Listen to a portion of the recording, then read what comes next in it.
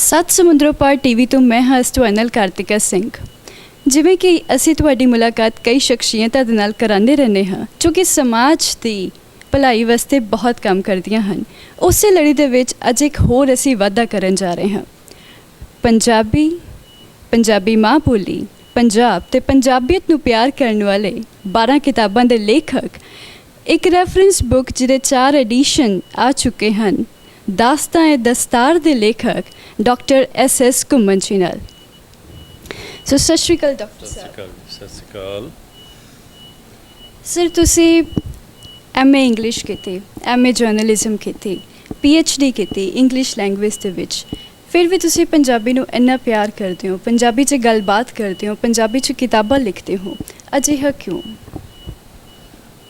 ਇਸ ਤਰ੍ਹਾਂ ਹੈ ਬੇਟਾ ਕਾਰਤਿਕਾ ਜੀ ਕਿ ਇਹ ਦੋਵੇਂ ਜਿਹੜੀਆਂ ਭਾਸ਼ਾਵਾਂ ਨੇ, ਇਹਨਾਂ ਨੂੰ ਸਿੱਖਣ ਦਾ ਔਰ ਇਹਨਾਂ ਨੂੰ ਵਰਤਣ ਦਾ ਆਪਣਾ ਆਪਣਾ ਮਕਸਦ ਆ। ਇਹ ਸਾਡੀ ਪੰਜਾਬੀਆਂ ਦੀ ਮੈਂ ਕਹਾਂਗਾ ਕਿ ਬਦਕਿਸਮਤੀ ਹੈ ਕਿ ਪੰਜਾਬੀ ਭਾਸ਼ਾ ਸਾਡੀ ਰੁਜ਼ਗਾਰ ਦੀ ਭਾਸ਼ਾ ਨਹੀਂ ਬਣ ਸਕੀ। ਪੰਜਾਬੀ ਸਾਡੀ ਮਾਤ ਭਾਸ਼ਾ ਤਾਂ ਹੈ, ਸਾਡੇ ਧਰਮ ਦੀ ਭਾਸ਼ਾ ਹੈ, ਸਾਡੇ ਗ੍ਰੰਥਾਂ ਦੀ ਭਾਸ਼ਾ ਹੈ, ਸਾਡੇ ਖਿੱਤੇ ਦੀ ਭਾਸ਼ਾ ਹੈ, ਲੇਕਿਨ ਐਸਾ ਸਬੱਬ ਬਣਿਆ ਹੈ ਕਿ ਇੰਟਰਨੈਸ਼ਨਲ ਲੈਵਲ 'ਤੇ, ਨੈਸ਼ਨਲ ਲੈਵਲ 'ਤੇ, ਸਟੇਟ ਲੈਵਲ 'ਤੇ ਸਾਡੀ ਇਹ ਮਾਂ ਬੋਲੀ ਜੋ ਹੈ, ਮਿੱਠੀ ਪਿਆਰੀ ਬੋਲੀ, ਜਿਹੜੀ ਕਿ ਧਰਮਾਂ ਦੀ ਬੋਲੀ ਹੈ, ਗ੍ਰੰਥਾਂ ਦੀ ਬੋਲੀ ਹੈ, ਉਹ ਰੁਜ਼ਗਾਰ ਦੀ ਬੋਲੀ ਨਹੀਂ ਬਣ ਸਕੀ। ਇਸ ਕਰਕੇ ਇਹ ਜ਼ਰੂਰੀ ਸੀ ਕਿ ਰੁਜ਼ਗਾਰ ਪ੍ਰਾਪਤੀ ਵਾਸਤੇ MA ਇੰਗਲਿਸ਼ ਕੀਤੀ ਜਾਂਦੀ। ਸੋ MA ਇੰਗਲਿਸ਼ ਕੀਤੀ, MPhil ਕੀਤੀ, ਫਿਰ ਪ੍ਰਿੰਸੀਪਲ ਲੱਗਣ ਲਈ ਜ਼ਰੂਰੀ ਸੀ ਕਿ PhD ਕੀਤੀ ਜਾਂਦੀ। ਸੋ PhD ਕੀਤੀ।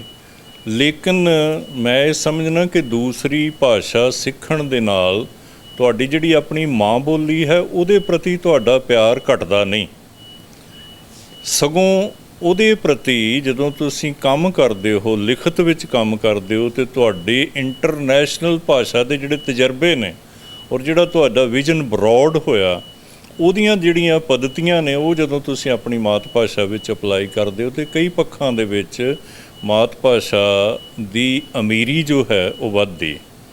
ਸੋ ਇੰਗਲਿਸ਼ ਵਿੱਚ ਲਿਖ ਸਕਣਾ ਸ਼ਾਇਦ ਮੈਨੂੰ ਮਹਿਸੂਸ ਹੁੰਦਾ ਸੀ ਕਿ ਮੈਂ ਉਨੀ ਜ਼ਿਆਦਾ ਮਿਹਨਤ ਨਹੀਂ ਕਰ ਸਕਾਂਗਾ ਔਰ ਉਸ ਪੱਧਰ ਤੱਕ ਨਹੀਂ ਪਹੁੰਚ ਸਕਾਂਗਾ, ਕਿਉਂਕਿ ਮੇਰੀ ਲਿਖਤ ਜੋ ਹੈ ਉਹਦੇ ਵਿੱਚ ਜਜ਼ਬਾਤ, ਉਹਦੇ ਵਿੱਚ ਭਾਵਨਾਵਾਂ, ਉਹਦੇ ਵਿੱਚ ਜਿਹੜਾ ਮੇਰਾ ਆਲੇ ਦੁਆਲੇ ਦੀ ਵਿਰਾਸਤ ਹੈ, ਪੰਜਾਬੀ ਦੀ ਵਿਰਾਸਤ ਹੈ, ਕਿਉਂਕਿ ਮੈਂ ਪੇਂਡੂ ਜੀਵਨ ਨਾਲ ਸੰਬੰਧਿਤ ਹਾਂ। ਉੱਥੋਂ ਉੱਠ ਕੇ ਬੜੀ ਮਿਹਨਤ ਕਰਕੇ ਅਸੀਂ ਬੇਰਿੰਗ ਕ੍ਰਿਸਚੀਅਨ ਕਾਲਜ ਤੋਂ MA ਇੰਗਲਿਸ਼ ਕੀਤੀ, ਫਿਰ ਗੁਰੂ ਨਾਨਕ ਦੇਵ ਯੂਨੀਵਰਸਿਟੀ ਤੋਂ MPhil ਕੀਤੀ, ਫਿਰ ਹੈਦਰਾਬਾਦ ਤੋਂ post graduate diploma in teaching of English ਕੀਤੇ। ਲੇਕਿਨ ਅਸਲ ਜਿਹੜੀ ਗੱਲ ਹੈ ਉਹ ਮਾਂ ਬੋਲੀ ਦੇ ਨਾਲ ਜਿਹੜਾ ਪਿਆਰ ਸੀ ਉਸੇ ਤਰ੍ਹਾਂ ਕਾਇਮ ਰਿਹਾ। ਸੋ ਮੈਂ ਸਮਝਦਾ ਕਿ ਇੰਗਲਿਸ਼ ਮੇਰੀ ਰੁਜ਼ਗਾਰ ਦੀ ਭਾਸ਼ਾ ਹੈ, ਲੇਕਿਨ ਮਾਂ ਬੋਲੀ ਜੋ ਹੈ ਉਹ ਮੇਰੀ ਲਿਖਤ ਦੀ ਭਾਸ਼ਾ ਹੈ। ਇੰਗਲਿਸ਼ ਮੇਰੇ ਦਿਮਾਗ ਦੀ ਭਾਸ਼ਾ ਹੈ, ਪੰਜਾਬੀ ਮੇਰੇ ਦਿਲ ਦੀ ਭਾਸ਼ਾ ਹੈ। ਸੋ ਦਿਲ ਦੀ ਭਾਸ਼ਾ ਵਿੱਚ ਗੱਲ ਕਹਿਣੀ, ਆਪਣੇ ਜਜ਼ਬਾਤ ਜਿਹੜੇ ਨੇ ਉਹਨਾਂ ਦਾ ਇਜ਼ਹਾਰ ਕਰਨਾ ਕਿਤੇ ਜ਼ਿਆਦਾ ਸੌਖਾ ਹੁੰਦਾ ਅਤੇ ਸੁਭਾਵਿਕ ਵੀ ਹੁੰਦਾ। ਇਸ ਕਰਕੇ ਲਿਖਤ ਜੋ ਹੈ, ਵੱਖ-ਵੱਖ ਮੈਗਜ਼ੀਨ ਜਿਹੜੇ ਨੇ ਪੰਜਾਬੀ ਦੇ ਜਾਂ ਅਖਬਾਰਾਂ ਹਨ ਪੰਜਾਬੀ ਦੀਆਂ, ਹਾਲਾਂਕਿ ਮੈਂ ਇੰਗਲਿਸ਼ ਵਿੱਚ ਵੀ ਗਾਏ ਬਗਾਏ ਲਿਖਣਾ, ਐਸੀ ਗੱਲ ਨਹੀਂ। ਜਿਵੇਂ ਕੁਛ ਆਰਟੀਕਲ ਜਿਹੜੇ ਨੇ ਉਹ ਮੈਂ ਇੰਗਲਿਸ਼ ਵਿੱਚ ਵੀ ਲਿਖੇ ਨੇ, ਹਿਸਟੋਰੀਕਲ ਜਿਹੜੇ ਸਿੱਖ ਹਿਸਟਰੀ 'ਤੇ ਕੁਛ ਆਰਟੀਕਲ ਮੈਂ ਇੰਗਲਿਸ਼ ਵਿੱਚ ਵੀ ਲਿਖੇ ਨੇ, ਪਰ ਬਹੁਤਾ ਕੰਮ ਜਿਹੜਾ ਹੈ ਉਹ ਮਾਂ ਬੋਲੀ ਵਿੱਚ ਹੀ ਹੈ। ਸਰ ਤੁਸੀਂ ਰੁਜ਼ਗਾਰ ਦੀ ਗੱਲ ਕੀਤੀ, ਤੁਸੀਂ ਇਹ ਕਿਹਾ ਕਿ ਅੰਗਰੇਜ਼ੀ ਜੋ ਹੈ ਉਹ ਦਿਮਾਗ ਦੀ ਭਾਸ਼ਾ ਹੈ, ਤਾਂ ਤੁਹਾਨੂੰ ਕਿਤੇ ਲੱਗਦਾ ਹੈ ਕਿ ਜੋ ਬੱਚੇ CBSE ਜਾਂ ਕਨਵੈਂਟ 'ਚ ਪੜ੍ਹਦੇ ਨੇ ਜਾਂ ICSE ਬੋਰਡ 'ਚ ਪੜ੍ਹਦੇ ਨੇ, ਤਾਂ ਇੱਕ ਸਟੀਰੀਓਟਿਪੀਕਲ ਆਈਡੀਆ ਕ੍ਰੀਏਟ ਕੀਤਾ ਜਾ ਰਿਹਾ ਹੈ ਕੰਟਰੀ ਦੇ ਵਿੱਚ ਕਿ ਜੋ ਇੰਗਲਿਸ਼ ਪੜ੍ਹਨ ਵਾਲੇ ਨੇ ਉਹਨਾਂ ਦਾ ਇੰਟੈਲੀਜੈਂਸ ਕੋਸ਼ੈਂਟ IQ ਜੋ ਹੈ ਉਹ ਵਧੇਰੇ ਹੈ ਪੰਜਾਬੀ ਪੜ੍ਹਨ ਵਾਲਿਆਂ ਨਾਲੋਂ? ਨਹੀਂ, IQ ਦਾ ਜੋ ਇਹ ਕੋਸ਼ੈਂਟ ਹੈ, ਇੰਟੈਲੀਜੈਂਸ ਕੋਸ਼ੈਂਟ, ਉਹਦਾ ਲੈਂਗੁਏਜ ਨਾਲ ਕੋਈ ਸੰਬੰਧ ਨਹੀਂ ਹੁੰਦਾ। ਨੋ ਡਾਊਟ, ਜਿਵੇਂ ਕਿ ਮੈਂ ਪਹਿਲਾਂ ਜ਼ਿਕਰ ਕੀਤਾ ਕਿ ਇਹ ਸਾਡੀ ਮਜਬੂਰੀ ਕਹੀ ਜਾਣੀ ਚਾਹੀਦੀ ਹੈ ਕਿ ਮਜਬੂਰੀ ਕਹਿਣੀ ਚਾਹੀਦੀ, but at the same time ਸਮਾਂ ਦੱਸੇਗਾ ਕਿ ਇਹ ਸਾਡੇ ਲਈ ਕਰਸ ਸਾਬਤ ਹੋਏਗੀ ਕਿ ਬਲੈਸਿੰਗ ਸਾਬਤ ਹੋਏਗੀ। ਇੱਕ ਪੱਖੋਂ ਜੇ ਦੇਖਿਆ ਜਾਏ ਤੇ ਸਾਡੇ ਜਿਹੜੇ ਅੱਜ ਦੇ ਨੌਜਵਾਨ ਨੇ ਉਹ ਇੰਟਰਨੈਸ਼ਨਲ ਲੈਵਲ ਤੇ ਜਿਹੜੀਆਂ ਅਪਰਚੁਨਿਟੀਜ਼ ਨੇ ਉਹ ਅਵੇਲ ਕਰ ਰਹੇ ਨੇ, ਪਰ ਦੂਜੇ ਪਾਸੇ ਜਦੋਂ ਦੇਖਿਆ ਜਾਏ ਕਿ ਉਹ ਲੈਂਗੁਏਜ ਜਿਹੜੀ ਭਾਸ਼ਾ ਬਣ ਚੁੱਕੀ ਇੰਟਰਨੈਸ਼ਨਲ ਲੈਵਲ ਤੇ ਰੁਜ਼ਗਾਰ ਦੀ ਭਾਸ਼ਾ ਬਣ ਚੁੱਕੀ ਹੈ, ਨੌਲੇਜ ਦੀ ਭਾਸ਼ਾ ਬਣ ਚੁੱਕੀ ਹੈ, ਆਪਸ ਵਿੱਚ ਇੰਟਰਨੈਸ਼ਨਲ ਲੈਵਲ ਤੇ ਕਮਿਊਨੀਕੇਸ਼ਨ ਦੀ ਭਾਸ਼ਾ ਬਣ ਚੁੱਕੀ ਹੈ। ਉਹਦੇ ਨਾਲ ਜਦੋਂ ਅਸੀਂ ਸਾਰੇ ਦਾ ਸਾਰਾ ਇੱਕੋ ਹੀ ਪਰਪਸ ਸਿੱਖ ਲਿਆ ਪਿਆ, ਐਜੂਕੇਸ਼ਨ ਦਾ ਪਰਪਸ ਹੀ ਸਿਰਫ ਆਈਲੈਟਸ ਕਰਨਾ ਤੇ ਬਾਹਰ ਜਾਣਾ, ਉਹਦੇ ਨਾਲ ਪੰਜਾਬੀਅਤ ਦਾ ਤਾਂ ਬਹੁਤ ਵੱਡਾ ਨੁਕਸਾਨ ਹੋਏਗਾ ਹੀ ਹੋਏਗਾ, ਕਿਉਂਕਿ ਭਾਸ਼ਾ ਦਾ ਨੁਕਸਾਨ ਹੋ ਗਿਆ। ਜਦੋਂ ਅਸੀਂ ਇਹ ਸੋਚ ਲਿਆ ਆਈਲੈਟਸ, ਹਾਲਾਂਕਿ ਬਿਲਕੁਲ ਇਹ ਟੋਟਲ ਕਰੇਜ਼ ਹੈ, ਇਹ ਪਾਗਲਪਨ ਹੈ। ਜੇ ਅਸੀਂ 6ਵੀਂ ਕਲਾਸ ਵਿੱਚ ਜਾ ਕੇ ਇੰਗਲਿਸ਼ ਸਿੱਖਣ ਵਾਲੇ MA MPhil PhD ਇੰਗਲਿਸ਼ ਵਿੱਚ ਕਰ ਸਕਦੇ ਹਾਂ, ਅਤੇ ਇਹ ਕਿਉਂ ਜ਼ਰੂਰੀ ਹੈ ਕਿ CBSE ਸਕੂਲਾਂ ਦੇ ਵਿੱਚ ਨਰਸਰੀ ਤੋਂ ਹੀ ਅਤੇ ਮੀਡੀਅਮ ਇੰਗਲਿਸ਼ ਜਿਹੜਾ ਹੈ, ਮੈਂ ਕਦੀ ਵੀ ਮੀਡੀਅਮ ਇੰਗਲਿਸ਼ ਨੂੰ ਰਿਕਮੈਂਡ ਨਹੀਂ ਕਰਦਾ। ਇੰਗਲਿਸ਼ ਐਜ਼ ਏ ਲੈਂਗੁਏਜ ਹੋਣੀ ਚਾਹੀਦੀ ਹੈ, ਨਾ ਕਿ ਇੰਗਲਿਸ਼ ਮੀਡੀਅਮ ਹੋਣੀ ਚਾਹੀਦੀ ਹੈ। ਮੀਡੀਅਮ ਦੀ ਜਦੋਂ ਗੱਲ ਕਰਾਂਗੇ, ਨਾ ਬੱਚਾ ਪੰਜਾਬੀ ਵਿੱਚ ਹੀ ਮਾਤ ਭਾਸ਼ਾ ਵਿੱਚ ਹੀ ਸਫਲ ਹੋ ਸਕੇਗਾ, ਨਾ ਸਹੀ ਮਾਇਨਿਆਂ ਦੇ ਵਿੱਚ ਉਹ ਇੰਗਲਿਸ਼ ਹੀ ਸਿੱਖ ਸਕੇਗਾ।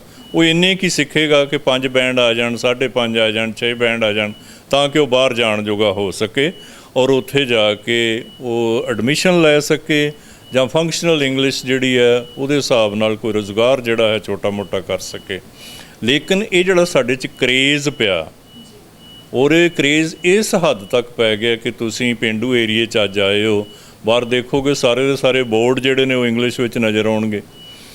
ਹਾਲਾਂਕਿ ਐਸੇ ਬੋਰਡ ਵੀ ਤੁਹਾਨੂੰ ਨਜ਼ਰ ਆਉਣਗੇ ਜਿਨ੍ਹਾਂ ਦਾ ਸੰਬੰਧ ਉਹਨਾਂ ਗਾਹਕਾਂ ਨਾਲ ਹੈ ਜਿਨ੍ਹਾਂ ਨੂੰ ਇੰਗਲਿਸ਼ ਨਹੀਂ ਆਉਂਦੀ, ਜਿਵੇਂ ਟਰੈਕਟਰ ਵਰਕਸ਼ਾਪ, ਕਿਸਾਨ ਨੇ ਆਉਣਾ ਉੱਥੇ ਅਤੇ ਉਹ ਬੜਾ ਸੋਹਣਾ ਪੰਜਾਬੀ 'ਚ ਲਿਖਿਆ ਹੋਵੇ ਅਤੇ ਉਹ ਸਮਝ ਜਾਏਗਾ। ਫੋਟੋਗ੍ਰਾਫੀ ਹੈ, ਆਮ ਲੋਕਾਂ ਨੂੰ, ਸਧਾਰਨ ਪਿੰਡਾਂ ਦੇ ਲੋਕਾਂ ਨੇ ਆਉਣਾ, ਲੇਕਿਨ ਉੱਥੇ ਵੀ ਮੋਟਾ ਕਰਕੇ ਡਿਜੀਟਲ ਸਟੂਡੀਓ ਲਿਖਿਆ ਹੋਏਗਾ।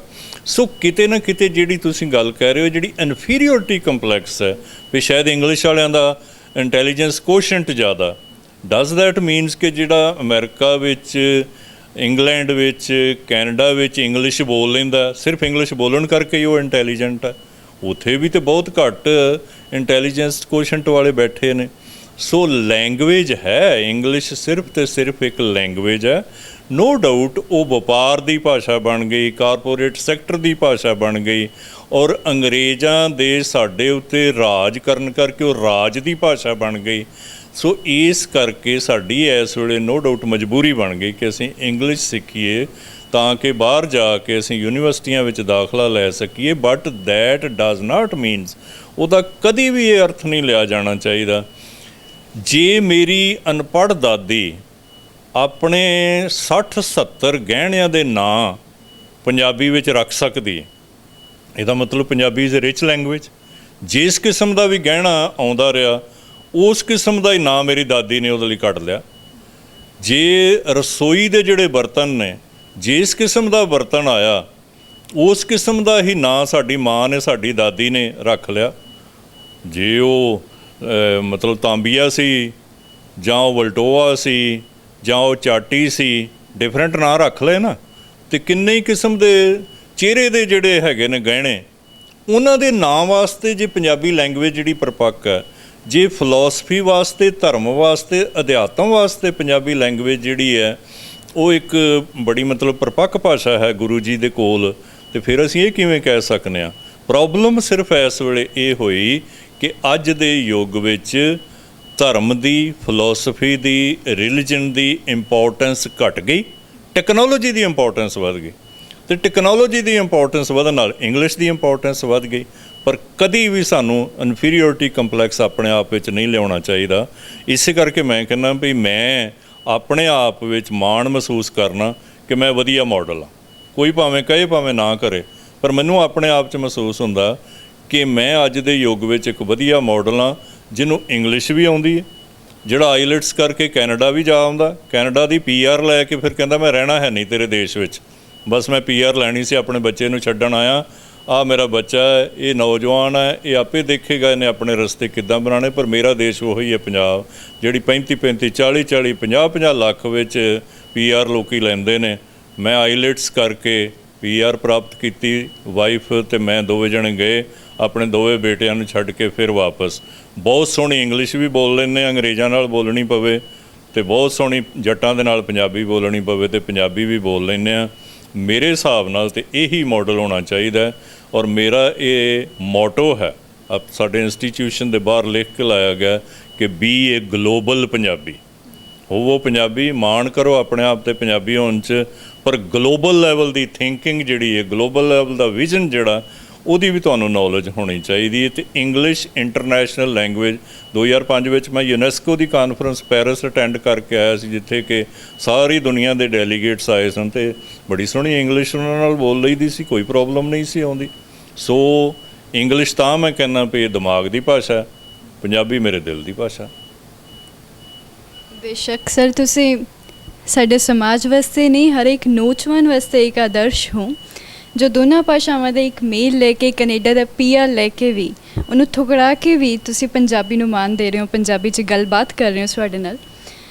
ਸਰ, ਤੁਹਾਨੂੰ ਕਿਤੇ ਨਾ ਕਿਤੇ ਇਹ ਲੱਗਦਾ ਹੈ ਕਿ ਜੋ ਆਇਲਸ ਦੇ ਬੈਂਡ ਲੈ ਕੇ ਬੱਚੇ ਬਾਹਰ ਜਾ ਰਹੇ ਨੇ, ਇੱਕ ਵਧੀਆ ਜਨਰੇਸ਼ਨ ਜੋ ਹੈ, ਜਿਹਦਾ IQ ਲੈਵਲ ਜੋ ਕਹਿ ਸਕਦੇ ਹਾਂ ਪਿਛਲੀ ਜਨਰੇਸ਼ਨ ਨਾਲੋਂ ਥੋੜ੍ਹਾ ਹਾਈ ਹੈ, ਚਾਹੇ ਕਿਸੇ ਅਲੱਗ ਖੇਤਰ ਦੀ ਆਪਾਂ ਗੱਲ ਕਰ ਸਕਦੇ ਹਾਂ, ਤਾਂ ਤੁਹਾਨੂੰ ਲੱਗਦਾ ਹੈ ਕਿ ਇੱਕ ਵਧੀਆ ਜਨਰੇਸ਼ਨ ਬਾਹਰ ਜਾ ਰਹੀ ਹੈ ਅਤੇ ਇੱਕ ਅਨਪੜ੍ਹ ਜਨਰੇਸ਼ਨ ਜੋ ਹੈ ਉਹ ਆਪਣੇ ਦੇਸ਼ ਦੇ ਵਿੱਚ ਰਹਿ ਰਹੀ ਹੈ ਇਸ ਵਕਤ? ਤੁਹਾਡੇ ਕੀ ਵਿਚਾਰ ਹਨ ਇਸ ਉੱਤੇ? ਦੇਖੋ, ਇਸ ਗੱਲ ਦਾ ਬਹੁਤ ਵੱਡਾ ਨੁਕਸਾਨ ਹੋ ਰਿਹਾ।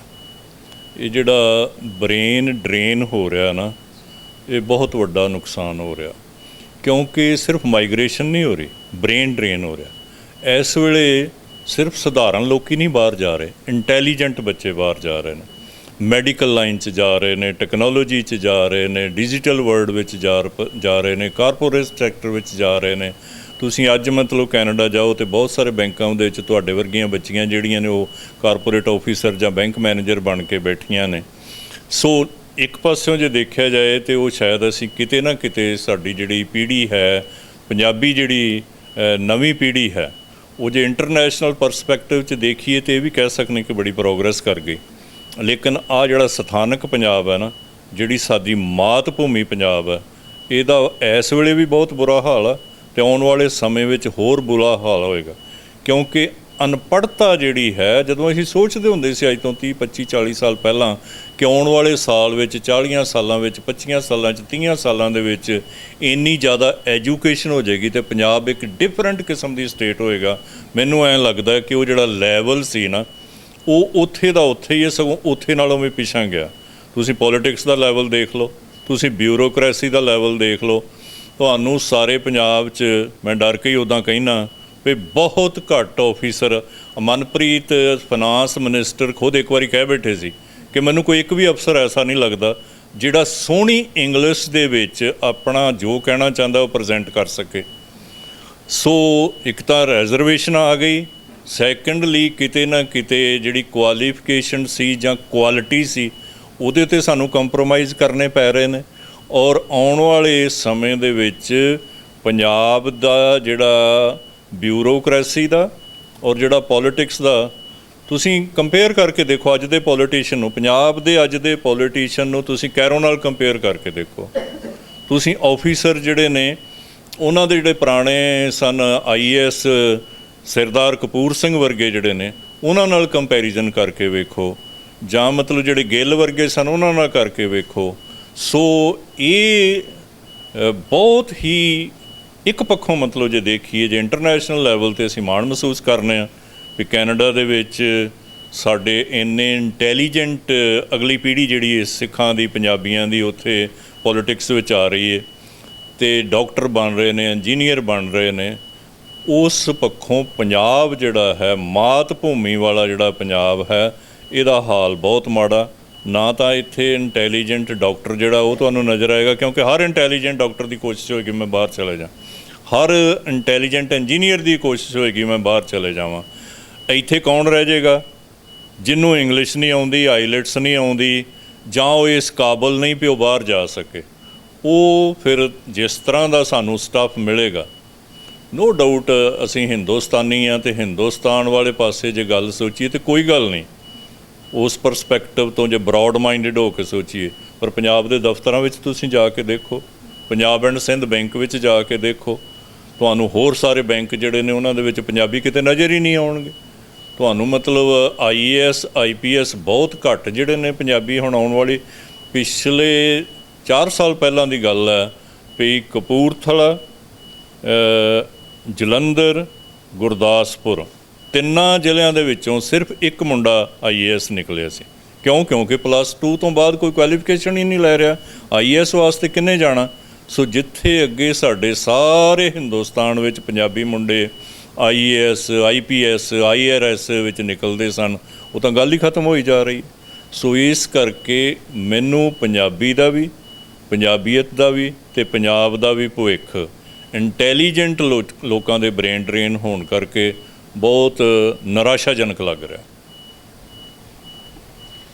ਸਰ, ਜਦੋਂ ਆਪਾਂ ਬਾਹਰ ਜਾਣ ਦੀ ਗੱਲ ਕਰਦੇ ਹਾਂ ਤਾਂ ਆਪਾਂ ਦੇਖਦੇ ਹਾਂ ਕਿ ਜੋ ਬੱਚੇ ਉੱਥੇ ਗਏ ਨੇ, ਜਾਂ ਤਾਂ ਉਹ ਨੋਸਟੈਲਜਿਕ ਹੋ ਕੇ ਮਾਂ ਬੋਲੀ ਨੂੰ ਪਿਆਰ ਜ਼ਿਆਦਾ ਕਰਨ ਲੱਗ ਪੈਂਦੇ ਨੇ, ਜਾਂ ਘਰ ਦੀ ਯਾਦ ਕਰਕੇ ਕਰਨ ਲੱਗ ਪੈਂਦੇ ਨੇ। ਤਾਂ ਇੱਥੇ ਦੇ ਜੋ ਨੌਜਵਾਨ ਹੈਗੇ ਨੇ, ਉਹ ਉਹਨਾਂ ਮਾਂ ਬੋਲੀ ਬਾਰੇ ਗੱਲ ਨਹੀਂ ਕਰਨਗੇ। ਜਦੋਂ ਉਹਨਾਂ ਨੂੰ ਵੇਖਣਗੇ ਤਾਂ ਉਹਨਾਂ ਨੂੰ ਫੋਲੋ ਕਰਨ ਦੇ ਚੱਕਰ 'ਚ ਸੋਸ਼ਲ ਮੀਡੀਆ 'ਤੇ ਸ਼ੇਅਰਿੰਗ ਜ਼ਰੂਰ ਕਰਨਗੇ ਕਿਸੇ ਨਾ ਕਿਸੇ ਲਿੰਕ 'ਤੇ ਜਾਂ ਵੀਡੀਓਜ਼ 'ਤੇ। ਤਾਂ ਤੁਹਾਨੂੰ ਕੀ ਲੱਗਦਾ ਕਿ ਕੈਨੇਡਾ ਦਾ ਪ੍ਰਭਾਵ ਸਾਡੇ 'ਤੇ ਅੱਜ ਵੀ ਹੈ, ਜਾਂ ਅੰਗਰੇਜ਼ਾਂ ਦਾ ਪ੍ਰਭਾਵ ਸਾਡੇ 'ਤੇ ਅੱਜ ਵੀ ਹੈ? ਨਹੀਂ, ਇਸ ਪੱਖੋਂ ਅਸੀਂ ਪੰਜਾਬੀ ਵਿਲੱਖਣ ਹਾਂ। ਇਹ ਮੰਨਣਾ ਪਏਗਾ ਕਿ ਅਸੀਂ ਪੰਜਾਬੀ ਲੋਕ, ਬਹੁਤ ਸਮਾਂ ਪਹਿਲਾਂ ਇੱਕ ਕਾਨਫਰੰਸ ਹੋਈ ਜਿਸ ਵਿੱਚ ਅਮਰੀਕਨ ਡੈਲੀਗੇਟ ਨੇ ਕਿਹਾ ਸੀ ਕਿ ਮੈਂ ਵੇਖਣਾ ਚਾਹੁੰਦਾ ਵੀ ਮੈਂ ਪੰਜਾਬ ਦੇ ਪਿੰਡਾਂ ਵਿੱਚ ਕੀ ਹੈ। ਵੀ ਜਿਹੜੇ ਅਮਰੀਕਾ ਦੇ ਵਿੱਚ ਕਹਿੰਦਾ ਵੀ ਮੇਰੇ ਕੋਲ ਕੰਮ ਕਰ ਰਹੇ ਮੁੰਡੇ ਹੁੰਦੇ ਨੇ, ਅਕਸਰ ਮੇਰੇ ਕੰਨਾਂ 'ਚ ਪੈਂਦਾ ਵੀ ਮੈਨੂੰ ਜੀ 2 ਦਿਨ ਦੀ ਛੁੱਟੀ ਦੇ ਦਿਓ, ਮੈਂ ਫਲਾਣੇ ਨੂੰ ਮਿਲਣ ਜਾਣਾ, ਉਹ ਪਿੰਡ ਜਾ ਰਿਹਾ। ਫਿਰ ਕਹਿਣਗੇ ਉਹ ਫਲਾਣਾ ਜੇ ਪਿੰਡੋਂ ਆਇਆ ਕਿ ਨਹੀਂ ਆਇਆ। ਮੈਂ ਸਰ ਜੀ ਅਗਲੇ ਸਾਲ ਜਾਣਾ ਹੀ ਜਾਣਾ, ਮੈਨੂੰ ਇੰਨੀਆਂ ਛੁੱਟੀਆਂ ਚਾਹੀਦੀਆਂ, ਮੈਂ ਪਿੰਡ ਜਾਣਾ। ਉਹ ਕਹਿੰਦਾ ਸੀ ਮੈਂ ਦੇਖਣਾ ਚਾਹੁੰਦਾ ਵੀ ਪੰਜਾਬ ਦੇ ਪਿੰਡਾਂ 'ਚ ਹੈ ਕੀ ਇੰਨਾ ਅਟਰੈਕਟਿਵ, ਇੰਨਾ ਦਿਲ ਖਿੱਚਵਾਂ। ਸੋ ਸਾਡਾ ਆਪਣੀ ਬੋਲੀ ਨਾਲ ਪਿਆਰ ਹੈ ਹੀ ਹੈ, ਸਾਡਾ ਆਪਣੇ ਸੂਬੇ ਨਾਲ ਪਿਆਰ ਹੈ ਹੀ ਹੈ, ਔਰ ਸਾਡਾ ਆਪਣਾ ਧਰਮ ਜਿਹੜਾ ਹੈ ਇਹ ਵੀ ਸਾਨੂੰ ਇੱਕ ਬਹੁਤ ਧਿਆਨ 'ਚ ਰੱਖਣ ਵਾਲੀ ਗੱਲ ਹੈ ਵੀ ਸਾਡੇ ਗੁਰੂ ਗ੍ਰੰਥ ਸਾਹਿਬ ਦਾ ਟਰਾਂਸਲੇਸ਼ਨ ਨਹੀਂ ਹੋ ਸਕਦਾ। ਕਿਉਂਕਿ ਉਹ ਟਿਪੀਕਲ ਪੋਇਟੀਕਲ ਫਾਰਮ ਵਿੱਚ ਹੈ ਅਤੇ ਪੋਇਟੀਕਲ ਤੋਂ ਵੀ ਅੱਗੇ ਫਿਰ ਉਹ ਮਿਊਜ਼ੀਕਲ ਫਾਰਮ ਵਿੱਚ ਹੈ। ਸੋ ਇਸ ਕਰਕੇ ਅਸੀਂ ਜੇ ਕਹੀਏ ਵੀ ਬਾਈਬਲ ਨੂੰ ਟਰਾਂਸਲੇਟ ਕਰ ਲਿਆ ਇੰਗਲਿਸ਼ ਵਿੱਚ, ਡਜ਼ ਨਾਟ ਮੈਟਰ, ਪ੍ਰੋਜ਼ ਦਾ ਤੁਸੀਂ ਪ੍ਰੋਜ਼ ਵਿੱਚ ਕਰ ਲਿਆ, ਕੁਰਾਨ ਨੂੰ ਤੁਸੀਂ ਇੰਗਲਿਸ਼ ਵਿੱਚ ਵੀ ਕਰ ਸਕਦੇ ਹੋ। ਸੋ ਸਾਡੀ ਧਰਮ ਦੀ ਜਿਹੜੀ ਭਾਸ਼ਾ ਹੈ ਉਹ ਬੜੀ ਟਿਪੀਕਲ ਭਾਸ਼ਾ, ਕਿਉਂਕਿ ਉਹ ਜਦੋਂ ਤੁਸੀਂ ਕਿਸੇ ਹੋਰ ਭਾਸ਼ਾ 'ਚ ਟਰਾਂਸਲੇਟ ਕਰੋਗੇ ਉਹਦੀ ਜਿਹੜੀ ਸਹੀ ਸਪਿਰਿਟ ਹੈ ਲੈਂਗੁਏਜ ਦੀ, ਲਿਰਿਕਲ ਲੈਂਗੁਏਜ ਦੀ, ਗੁਰੂ ਨਾਨਕ ਦੇਵ ਜੀ ਤੋਂ ਲੈ ਕੇ ਸਾਰੇ ਗੁਰੂਆਂ ਛੱਡ ਕੇ ਉਸ ਤੋਂ ਬਾਅਦ ਸਾਡਾ ਤਾਂ ਇਤਿਹਾਸ ਵੀ ਜਿਹੜਾ ਹੈਗਾ, ਮਹਿਮਾ ਪ੍ਰਕਾਸ਼, ਸੂਰਜ ਪ੍ਰਕਾਸ਼, ਉਹ ਸਾਰਾ ਕਵਿਤਾ ਵਿੱਚ ਲਿਖਿਆ। ਸੋ ਕਵਿਤਾ ਨੂੰ ਤੁਸੀਂ ਟਰਾਂਸਲੇਟ ਨਹੀਂ ਕਰ ਸਕਦੇ। ਸੋ ਇਸ ਕਰਕੇ ਇਹ ਬਿਲਕੁਲ ਠੀਕ ਹੈ, ਔਰ ਇਹ ਇੱਕ ਯੂਨੀਕ ਗੱਲ ਹੈ ਪੰਜਾਬੀਆਂ 'ਚ ਕਿ ਉਹਨਾਂ ਦਾ ਪੰਜਾਬੀ ਅਤੇ ਪਿਛਲਾ ਜਿਹੜੀ ਮਾਤਰ ਭੂਮੀ ਪੰਜਾਬ ਹੈ, ਬਾਹਰ ਗਿਆ ਵੀ ਉਹਦੇ ਨਾਲ ਪਿਆਰ, ਗੱਲਾਂ ਉਹੀ ਕਰਨਗੇ। ਔਰ ਖ਼ਾਸ ਤੌਰ 'ਤੇ ਜਦੋਂ ਗੁਰਦੁਆਰੇ 'ਚ ਆ ਜਾਂਦੇ ਨੇ ਉਦੋਂ ਉਹਨਾਂ ਨੂੰ ਲੱਗਦਾ ਵੀ ਹੁਣ ਅਸੀਂ ਪੰਜਾਬ ਵਿੱਚ ਹਾਂ। ਸੋ ਬਿਲਕੁਲ ਉਹ ਪੰਜਾਬੀ ਦੇ ਪ੍ਰਤੀ ਉਹਨਾਂ ਦੇ ਮਨ ਅੰਦਰ ਇਹ ਜ਼ਰੂਰ ਵਲਵਲਾ ਉੱਠਦਾ। ਔਰ ਮੈਂ ਦੇਖ ਵੀ ਰਿਹਾ ਕਿ ਹੁਣ ਪੰਜਾਬੀ ਕਾਨਫਰੰਸਾਂ ਪਿਛਲੇ 2019 'ਚ ਵੀ ਮੈਂ ਗਿਆ ਸਾਂ, ਐਤਕਾਂ ਵੀ ਹੁਣ ਇਹ ਹੋ ਰਹੀ ਹੈ ਬਰੈਂਪਟਨ ਵਿੱਚ 11 ਅਤੇ 12 ਦਸੰਬਰ ਨੂੰ ਪੰਜਾਬੀ ਕਾਨਫਰੰਸ। ਸੋ ਉਹ ਬੜਾ ਫਿਕਰ ਕਰਦੇ ਨੇ ਪੰਜਾਬ ਦਾ, ਪਰ ਪੰਜਾਬ ਦਾ ਫਿਕਰ ਬਾਹਰ ਬੈਠ ਕੇ ਕਰਨ ਦਾ ਇਹ ਤਾਂ ਸਾਨੂੰ ਵੱਡਾ ਐਡਵਾਂਟੇਜ ਹੋਏਗਾ ਵੀ ਉੱਥੋਂ ਵਾਲੀ ਜਿਹੜੀ ਨਵੀਂ ਪੀੜ੍ਹੀ ਜਨਮ ਲੈ ਰਹੀ ਹੈ ਉਹਨੂੰ ਕਿਤੇ ਨਾ ਕਿਤੇ ਕੀਰਤਨ ਨਾਲ ਜੋੜਨ ਲਈ ਜਾਂ ਪੰਜਾਬੀ ਨਾਲ ਜੋੜਨ ਲਈ ਕੁਛ ਨਾ ਕੁਛ ਯਤਨ ਕੀਤੇ ਜਾਣਗੇ। ਕਿਉਂਕਿ ਗੁਰੂ ਗ੍ਰੰਥ ਸਾਹਿਬ ਸਾਡਾ ਜਿਹੜਾ ਧਰਮ ਦੀ ਭਾਸ਼ਾ ਅਤੇ ਫਿਕਰ ਵੀ ਹੈ, ਜਿਹੜਾ ਯੂਨੈਸਕੋ ਨੇ ਕਹਿ ਤਾ ਵੀ ਪੰਜਾਬੀ ਆਉਣ ਵਾਲੇ ਸਾਲਾਂ ਵਿੱਚ ਖਤਮ ਹੋ ਜਾਣੀ, ਖਤਮ ਕਦੀ ਨਹੀਂ ਹੋਏਗੀ, ਪੰਜਾਬੀ ਨਹੀਂ ਖਤਮ ਹੋਏਗੀ ਕਿਉਂਕਿ ਇਹ ਧਰਮ ਦੀ ਭਾਸ਼ਾ। ਜਦੋਂ ਕਹਿੰਦੇ ਨੇ ਵੀ ਸੰਸਕ੍ਰਿਤ ਵੀ ਤਾਂ ਧਰਮ ਦੀ ਹੀ ਭਾਸ਼ਾ ਸੀ, ਜੇ ਉਹ ਖਤਮ ਹੋ ਗਈ, ਉਹਦੇ ਖਤਮ ਹੋਣ ਦੇ ਕਾਰਨ ਹੋਰ ਨੇ।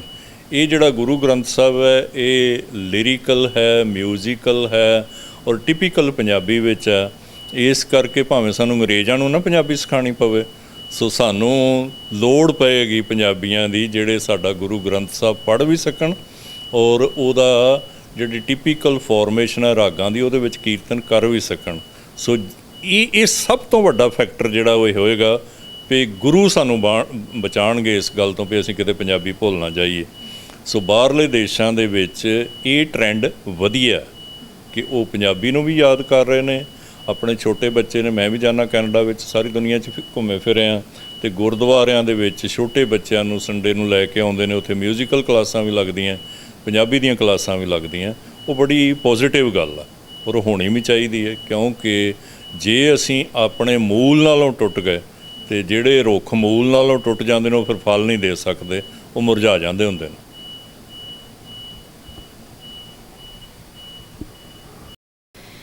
ਡਾਕਟਰ ਸਰਤਾਜ ਨੇ ਲਿਖਿਆ ਸੀ, ਕੋਇਲਾ ਨੂੰ ਮਿਲ ਗਈ ਹੈ ਸਭ ਦੀ ਸਹਿਮਤੀ, ਜੋ ਰੋਣ 'ਤੇ ਵੀ ਨੱਚਦਾ ਉਸ ਮੋਰ ਦੇ ਨੇ ਅੱਖਰ।